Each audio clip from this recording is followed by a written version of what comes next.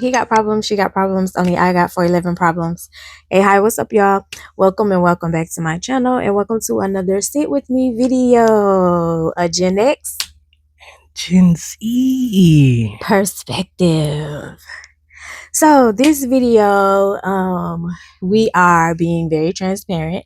I told y'all this is my video diary, and I started doing these videos after my mom passed away from Alzheimer's because I really wanted to hear her voice, and there was a lot of times where I wished I would have took more pictures, did more videos, and in case something happened to me, Ty can go to my YouTube and he can hear my voice. He can look at the memories we share, good, bad, ugly, and different. Or in case something happened to him, I can go and do the same. So today, as I told y'all, if you pay attention to my vlogs, if you are really a Play Cousin Ange fam, you pay attention to my vlogs. I told y'all, there are things that I have to tell y'all later, or if and when I can tell y'all, because when it's dealing with Tyler, I like to get his permission first. I don't like to tell his business because there is either some story times that I want to tell, and he was like, no.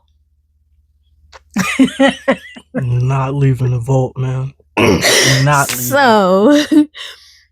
So there's certain things that I always ask if he, he wants to share. There's times when he wants to be on camera, and then there's times when he's like, I don't want to be on camera, and I don't put him on camera. So, but today we are sharing Ty's diagnosis. So I take it away from here. yeah. So, let's see here. It all started when my friend was like, "Yeah, you need help." That's when it like really started. You know what I mean? It was around like December, and that's when I got my first therapy session. After that, she informed me to seek out a psychiatrist for deeper mental issues. Seeked out a psychiatrist, and I was diagnosed with bipolar 1 and psychosis. There's two more underlying diagnoses, but we're gonna wait for that. Gonna hold that out, see how it goes. But yeah, been diagnosed officially since January. Yeah. Now we're like 7 months deep into knowing what it actually is, if that makes sense. So that's interesting, very interesting.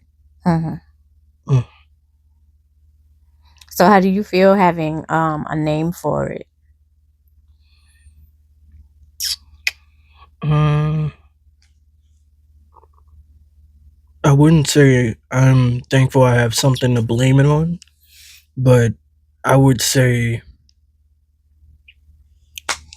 I'm thankful that I now know what it is. Like I genuinely know, okay, this is a actual issue, and it's not like something that's just in my head, something that's just fixed, if you will. Yeah. So that there, absolutely, I would say those two things. So throughout the years, when I was saying you need therapy, you need help, was it stigma, or did you feel like I was pushing an issue that you didn't agree with?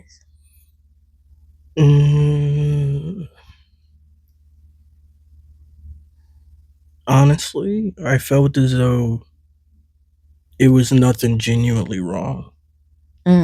Like I think that was the first thing learning in therapy that was like so strange for me. It was so strange because it's like, what do you mean? What's normalized for me? What's normal to me is abnormal. Yeah. It's like it's very abnormal. It's indifferent, and it's like, whoa. That right there, that makes it so strange to deal with it. It's like, it's not necessarily making you feel as though you're not normal, but it's like dang, was I not normal? You know what I mean? Like it makes you Yeah. question what it actually is in the sense and what reality is. Right. And that's very interesting. Very interesting. Right. Those are what I tell people, therapy works. I'm a huge advocate for therapy. My biggest thing is not just therapy, but a great therapist, psychiatrist, psychologist, anybody you have to have somebody who is able to talk to you, understand your triggers, and able to help you maneuver. Because when you go to therapy, yes, things have happened to you, but it's basically getting you to react to your things differently, so you won't deal with your things the same way. So I can say, when I went to therapy, and my therapist, when I finally found my therapist, and he was talking about, I think I have told you this before, I don't know, but he was talking about basically, we was talking about when my mom left me at home for 3 months. At this point in time, I'm a junior in high school. Yeah, junior in high school, and she went away for the Olympics. She was working, but she would call and say, "Hey, my check hit, so go pay the bills."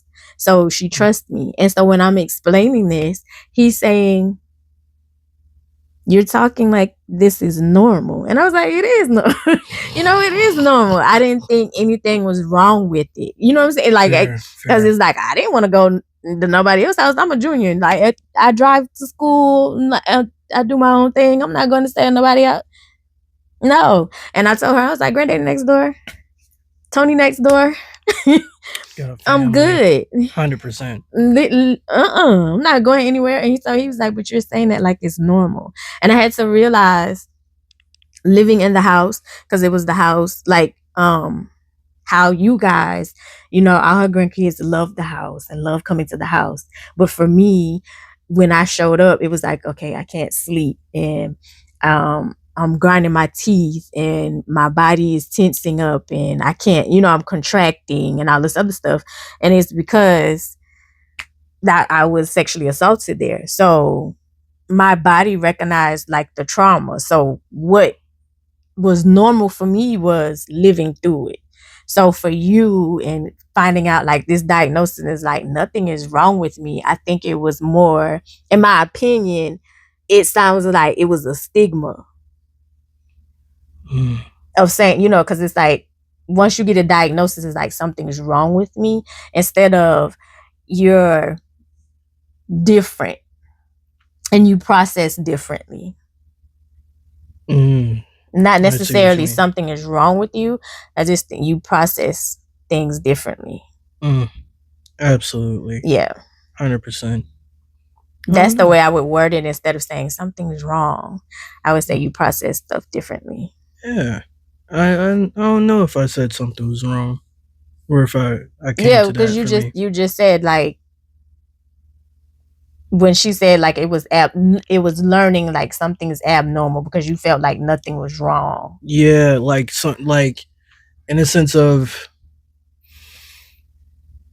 how others would say, "Yeah, yo, this is bad." Like, "Hey, yo, like Mhm. this is self-destructive." Like Mhm. that's what I would say in the wrong aspects. Like that's wrong. Yeah, yeah, Mhm. like that. Those are the wrong things that are like, yeah, that's bad. And before medication, I didn't see anything as wrong. Like I Right. didn't see that as bad, But that's what I'm which saying. is Like, it's wild. it's the stigma, which Mm. is why, like, especially in the African American community, a lot of us don't do therapy. We don't go to psychiatrists. We don't go to psychologists. We don't really speak up. We mostly sacrifice ourselves instead of going to get the help that we need, because it's a stigma of you're crazy or something's wrong, instead of you process things differently. Because I feel like everybody should go to therapy. I believe everybody should go to see a psychiatrist, psychologist. Everybody need whatever help you need, go get it. I believe everybody should do that, to be totally honest. Because we all need help. We all need somebody to sit down and talk to. We all need a safe space and be able to process stuff differently. I am so grateful for therapy. Therapy helped me out a lot, especially with my anger, because I can snap. Fair. I can snap. Help me like organize thought. I like therapy for that. Hmm. Like that's pretty fire. Like sitting with somebody and being like, oh, just organizing this way, just go about it this way. And I'm like, okay. Right.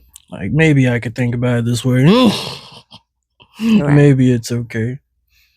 So I will say, besides me saying you need therapy, you need therapy, you need therapy, you need somebody to talk to. Because even when you were in high school, I was like, you need therapy. And you was like, if you take me, I will walk out. If you take me, I will jump out of the car. And I was like, because I remember at one point we had a conversation and you was like, I wish you would have forced me. I wish you would have pushed me more.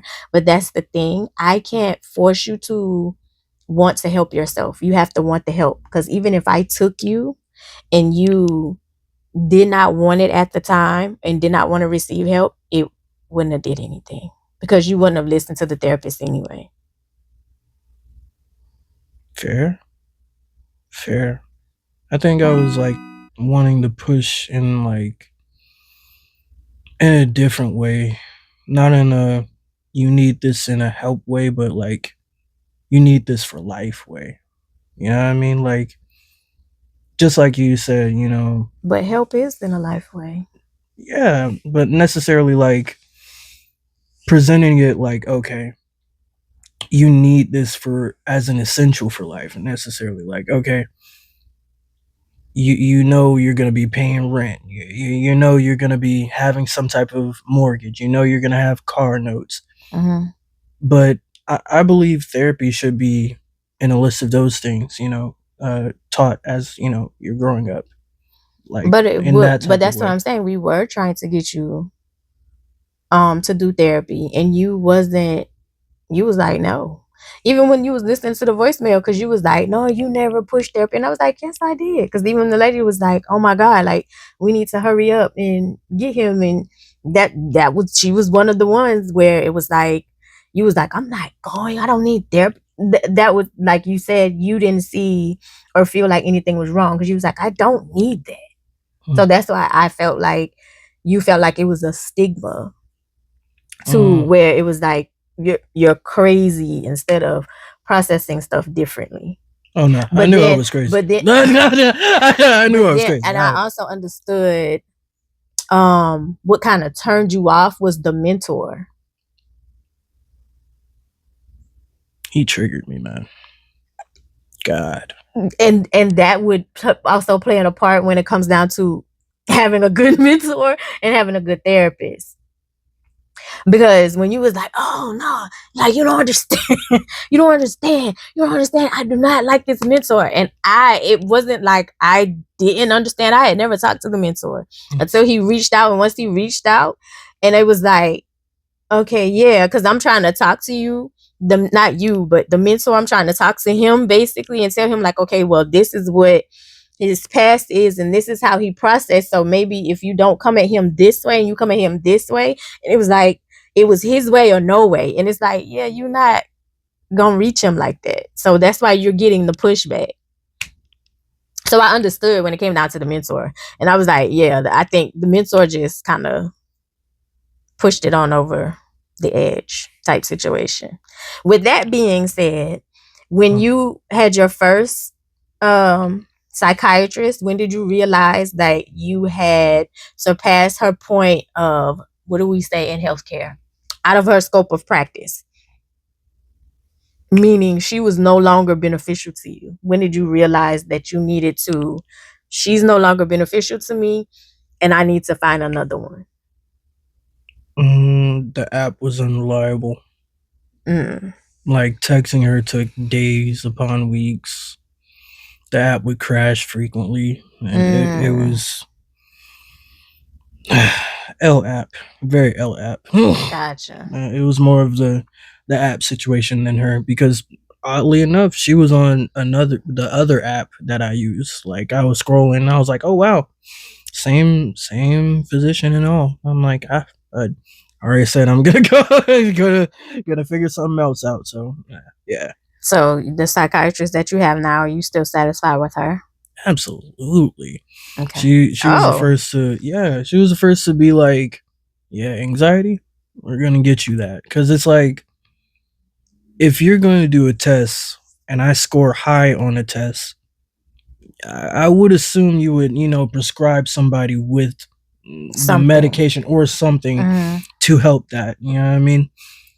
And my first psych, my first psych didn't do that. I scored super high, and I got like two medications, and it was like low dosages, and we were gonna build from there. Mm-hmm. But the building took like forever. But with this psych, she's like, "Oh, you need that? Yeah. You need to go up? You all right, cool." And I'm like, "All right, cool. Yeah, it's more like a ride." You know what I Yeah. mean? That's amazing. Now it is, I tell anybody, even in healthcare, with me being in healthcare, you need to find a physician.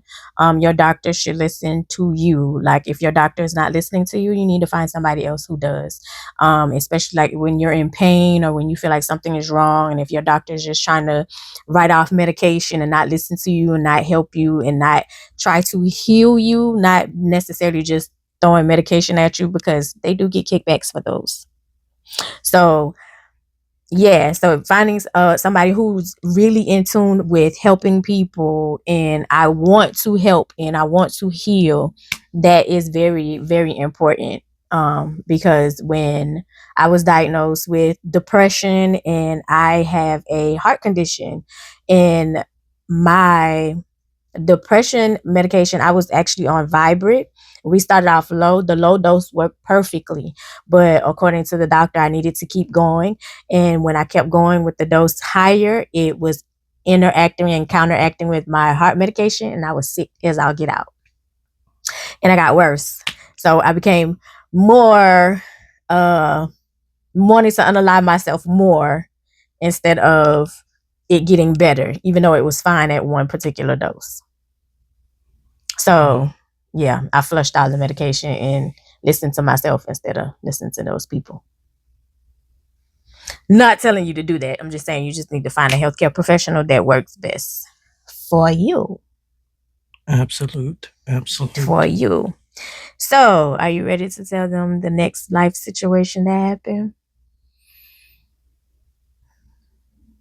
Yeah, yeah, yeah. I had to think about it. I was like, What next happened? life. Yeah, yeah. What Like, what happened? happened? Right, because it was just a week, but I promise you, it felt like an eternity.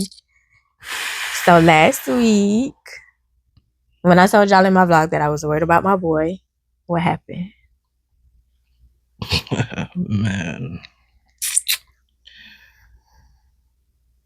the best analogy: Bret Hart, Shawn Michaels. What? Bret Hart versus Shawn Michaels. Absolutely. Yeah. If you know ball, you know ball. They don't. Just tell them what happened. Oh, Montreal screwdriver. What? I felt like I got screwed over. Okay, can you Basically. tell them what happened Oh, and why you felt like you got screwed over? I got let go by by the company that helped get Tyler to this point, which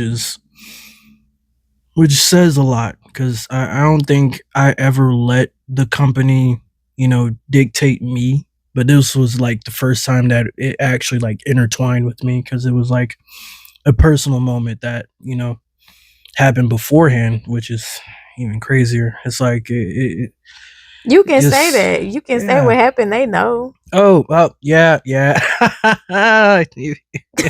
You Okay, you so guys. You guys. anyway, so Ty was fired from his job that he had for 2.5 years. 2.5. 2.5 years. Now, mind you, so that means you've been clean for 2.5 years from the major thing. Oh yeah, Yes. yeah, 100%. Yes. So this job was the job that he got after he battled substance abuse, the major substance abuse that's in his playlist. Um, and he has been doing absolutely wonderful. Um, and honest. He's always been honest about how he's been impulsive when it comes down to money. We've all been there. I've been there.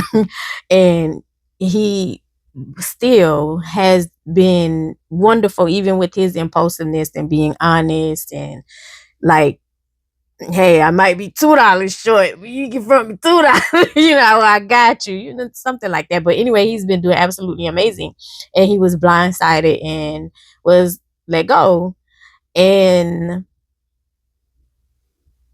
it was hard, and it was very hard for me, and not that he was let go, but let go with his diagnosis, and I worried as a mommy on the other side of town because he was at his friend's house, and I worried because it's like, how is that going to come into play? Because I can't watch him. I don't know what's going on. I don't know what he's doing. I just don't want him to hurt himself, because in this environment, in this economy, when you don't have an income, because even with the income, we're barely making it, thanks to y'all voting in that dude.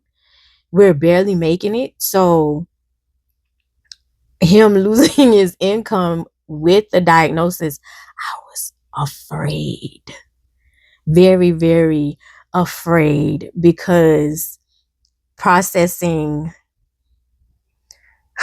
loss hasn't been a well point for him. So I was very afraid of how he was going to react with that. But I think you handled it very well.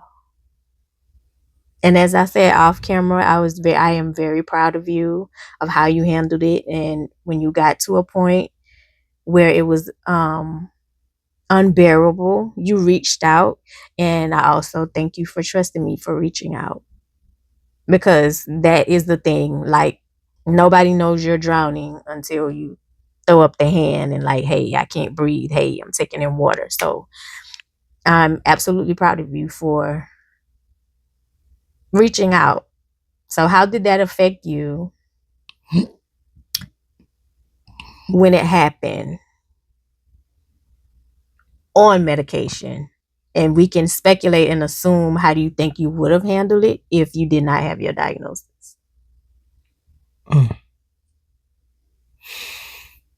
Let's see here. The day the bomb dropped, bro. The day the bomb dropped. Like, it was so weird. Bret Hart and Shawn Michaels. Yeah, the Montreal screw drop. You talking about the kick in the face? Yeah, because Bret, he wanted to walk away with the title and whatnot, and Vince was like, nah, you're not walking away with the title. So he gave the title to Shawn Michaels, and Bret was like, I don't want that to happen. You remember that? No. Wait, so that wasn't part of the script? No. That's why he spit at Vince McMahon's face. That's why he was like, well, why he didn't spit at Shawn Michaels? Oh wait, but so Shawn had to do it because Vince said so. Basically. Oh. Yeah. That No, I don't remember. So that's why he stopped. I just remember like him. That's why he went to WCW. Absolutely. Oh. 100%. So why did Jeff Hardy leave? Sorry, y'all. We getting off subject. Yeah, sorry. There's substance abuse, I believe.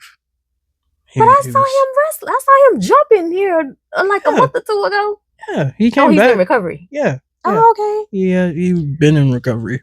Oh. After that. 100%. Oh, okay. I love Jeff Hardy. I just love to see him flip off that ladder jump. He's amazing. 100%. Oh, I didn't know. I didn't know Vince betrayed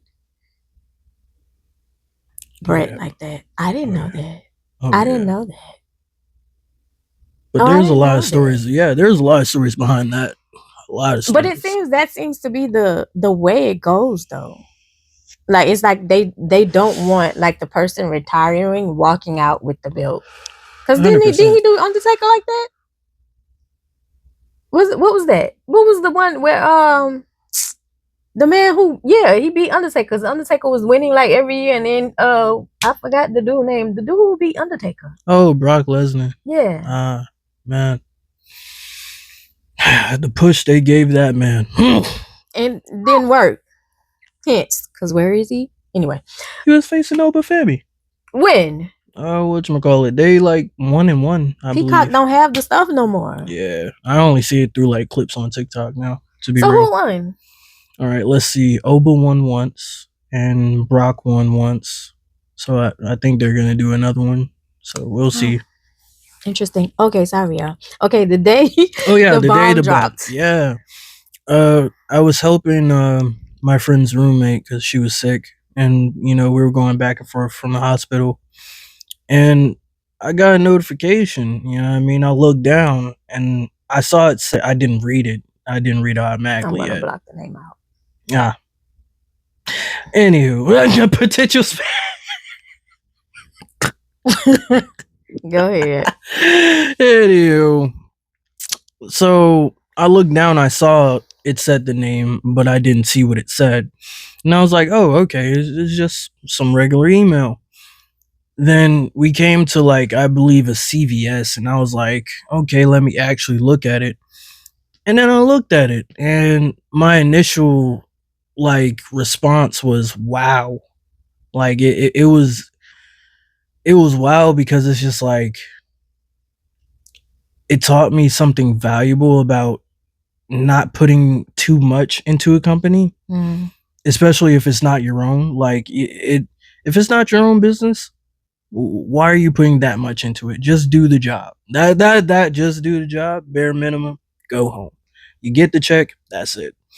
And it taught me, genuinely, even if you go above and beyond for a company, they don't care about you. Like, they genuinely will not care, especially if it's upper management. Genuinely, because no matter how many times you could, like, talk to people, because I talk to, geez, let's see, 1, 2, 3, 4, 5, 6, 7, at least about a good 8 people to try and get out of that position, and to no avail, got the same answer every time. So for me now, it's just like, in that moment, it's like, what do I do? Because it's like a lot riding in on that moment. It's like, I'm thinking about you in that moment. I'm thinking about where we're gonna be in that moment. I'm thinking about, like, yo, I could have genuinely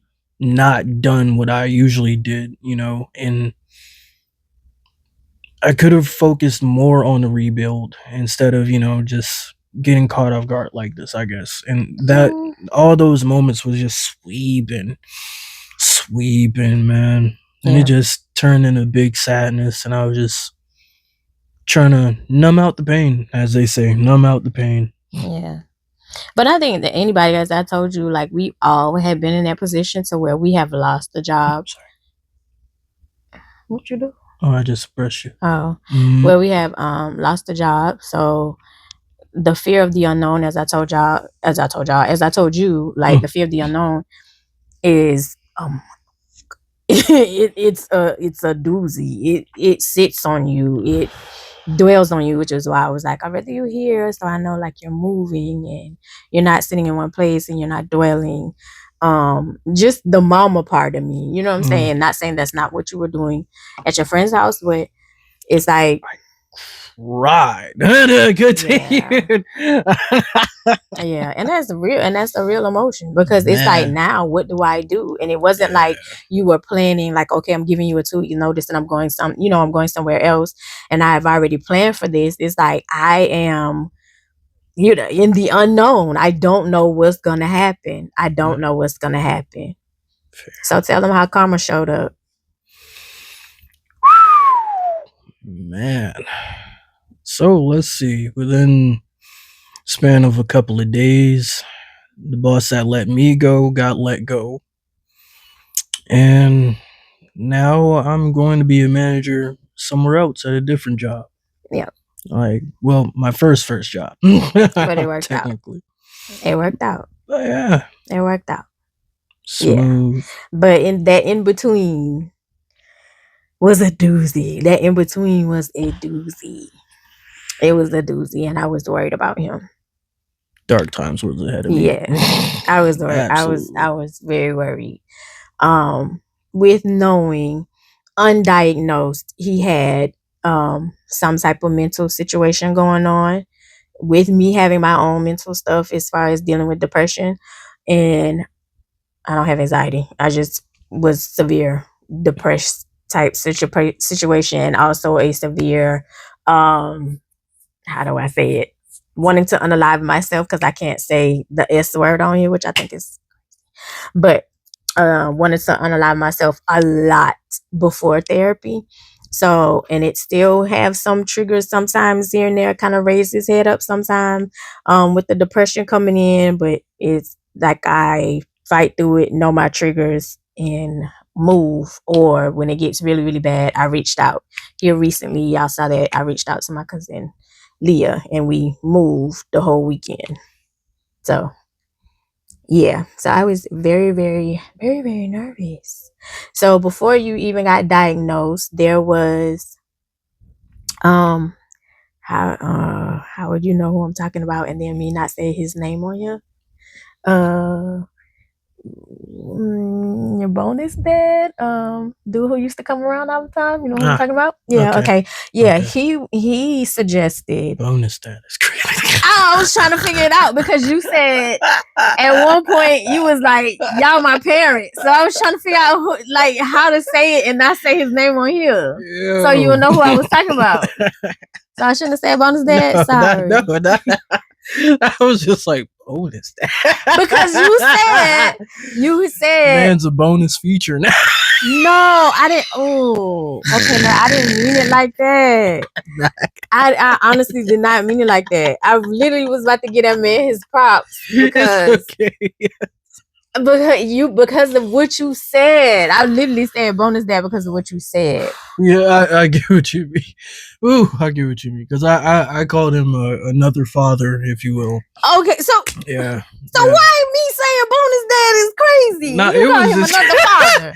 It was just crazy. I just never thought of it that way. But bonus dad, because they say bonus dad instead of saying stepdad because like you know the new that's actually correct. No, listen. Oh, that's they say bonus dad now because they said stepdad has a negative connotation now.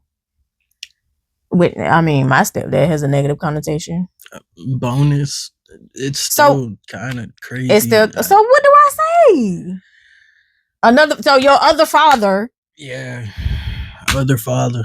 Y'all generation be killing me. So anyway, other pops. You know what I mean? Oh, well, yeah, you did call him pops. Yeah. Okay, so pops. Yeah, pops. Pops, because you did call him pops when you be like pop, because I can't say your name on here. Pop. Anyway, he was the one. He was the first one who said you needed a psychiatrist, not just therapy. Really? He was the one who said you needed a psychiatrist, and he pushed me. He was pushing me to push for you to do more. And as I told him, I can't force you to go when you didn't even want to do regular therapy. So he was the first one. So shout out to him. Because I'm giving people their props. Shout out to him. Because there was a lot of times that he had pulled up, came through, talking to Tyler, showing up for Tyler, answering the phone, answering text messages. So shout out to him. You know who you are if you watch this. And also shout out to your friend, Little Miss M. Shout out to her. Thank you. Because you got him to do a lot of things that he had been asked, told, begged, pleaded to do and would not do it. But talking to you and whatever words and however you persuaded him to do it. Thank you, Little Miss Mamas. You made it happen. Dealing with mental illness is not a one person thing. It takes literally, when they say raising children takes a village, it takes a village. It literally does. It takes a village. So shout out to, what did you say? Other pops. Shout out to pops. Shout out to pops, man. Thank you. Pops, man. Thank you very much for your contribution to Tyler throughout the years. It wasn't just a one-time thing. Thank you very much. He can thank you himself. Absolutely. Yeah. So I just wanted to do that so you can thank him yourself. I need that in person. You can do that in person. Both of us. No. Now you're trying to be messy. Now I'm about to slap you in the back of your head. Now you're trying to be messy. I'm gonna slap you. Y'all, Hit it with the don't turn the good moment into being messy. Stop it. No. Oh No. man, Do not.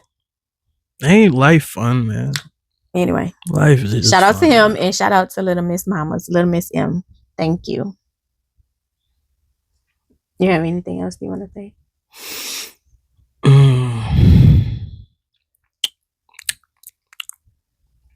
Oh, before we go, so far, my thing, how is your medication? Because you adjusted your medication? Mm-hmm. Yes. So let's talk about that before we go. How did you feel realizing that something was wrong, or like having, what were the side effects?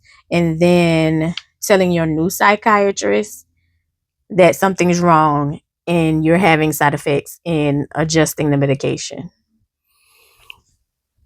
Strangely enough, I would say the only weird side effect is I need naps.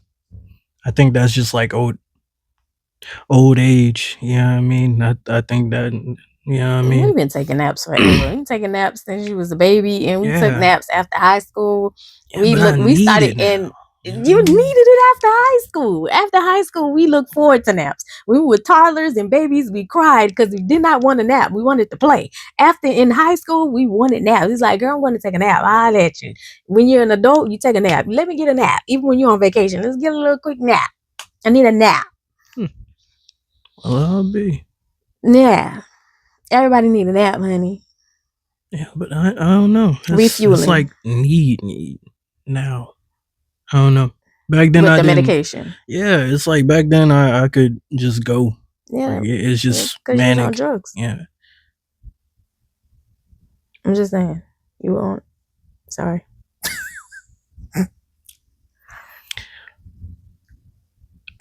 It's not what you say, it's how you say it. So back then, you had a little help of why you kept going, like the Energizer Bunny. There was a reason. be like Drake and sue. You know, you're getting sued, buddy. I can't deal with this. First of all, do I look like Kendrick Lamar? Because that's what he keeps doing. 100%.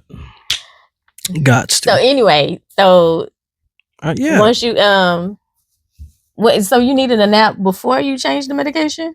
Yeah, before I changed the medication, I like needed a nap. It was making me drowsy for some reason. Then you say you was having hallucinations? I thought you said you was having hallucinations. Oh no, you didn't dream. Yeah, I couldn't dream, but now I can dream. You miss dreaming? Oh, I can dream now. No, I'm asking, when you couldn't, did you miss it? Yes and no. Why? Answer both. Why yes?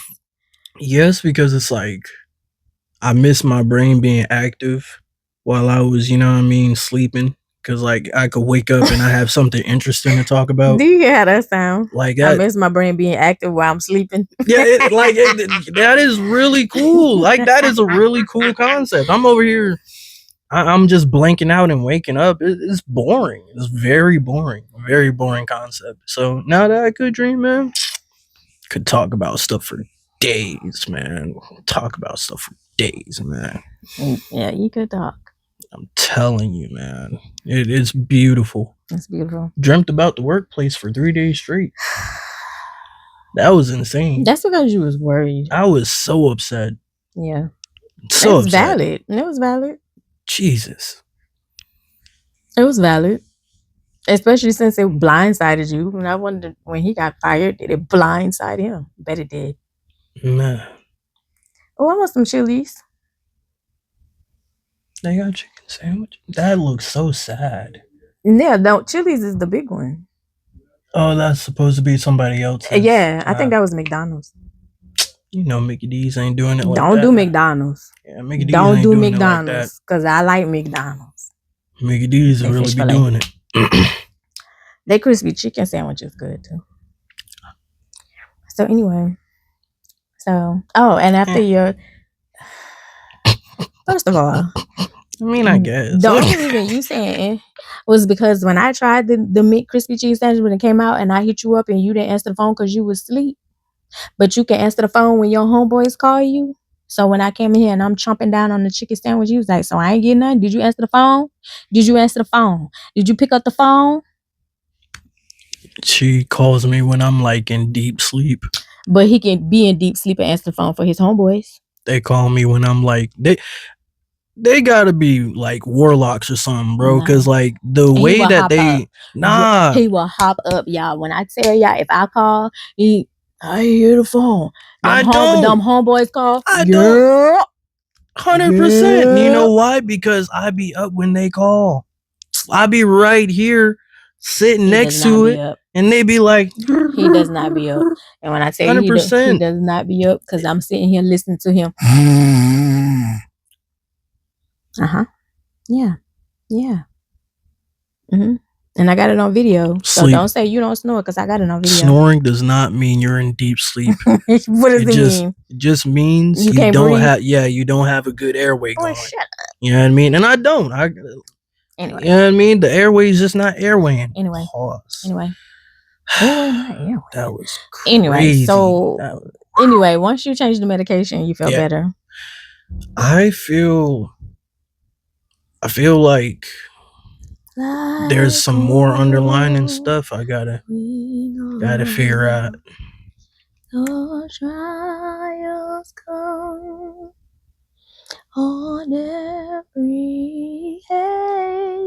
I feel like going home. I can't help it when you say I feel like. I just thought about Eddie Kane. Dang. Nights like this. The interview's over. What are we doing? What are we doing, man? You said you felt better after that. Oh, I mean, yeah. I feel like it's we're getting somewhere. We're getting somewhere. 100%. It's an everyday process. Like I said, y'all, like depression is an everyday battle. You're gonna have good days, you can have bad days, you can have grimy days, you can have days when it's like I don't even want to be here anymore. But the thing is to be honest in it, and the days when you don't feel like being here anymore is to reach out. Get around people, find out what triggers you. So it's like, okay, how I need to react and maneuver to that trigger. You're real low. Reach out. That makes a huge difference. Like I said, I usually sit and soak in mine. And somebody else usually sit and soak in theirs too. Street pharmacists. Right. Which is why you move like a maniac. Like you do not reach out to the street. Anyway. One call, that's oh my God. We are not licensed professionals, so we are just telling our experiences. So please, if y'all do what your heart's desires. Sue them, not me. Do what your heart desires. Tyler, last time you was on here, you told these people to go out there and have sex willy-nilly. Do not go to no street pharmacists. Do not go to the street pharmacists. Go to the dispensaries, please. If you feel like you need tree, because now they're lacing. No fun. Yeah. So I love you the most because you're definitely the dopest in real life. That will conclude this video, y'all. I'll see you in the next one. Tell people bye, because Gen Z, whatever generation y'all are. It's crazy. Yeah, bye. He high on his meds right now. Man, I'm having a blast. You're having a good day, because God is a good God. Yes, He is. God is a good God. That's a song? Yes. Tell you don't go to church. You attend Bedside Baptist more than I do. 100%. God talk to me in my sleep. You know what I mean? Be like, hey, yo. You know Jesus? What? The carpenter? 100%. We're in there. Locked in, twin. Bye. Locked in. Bye. Let's do mic checks. Mic check, 1 2 1 2. Mic check 1 2 1 2. Mic check 1 2 1 2. Mic check 1 2 1 2. Yes, sir. Yes, sir. Yes, sir. Yes, sir. Yes, sir. Where are my scammy? CIA is winning. Spinning. They're winning, bro. Oh, I stay listening. Quack, quack. You in there?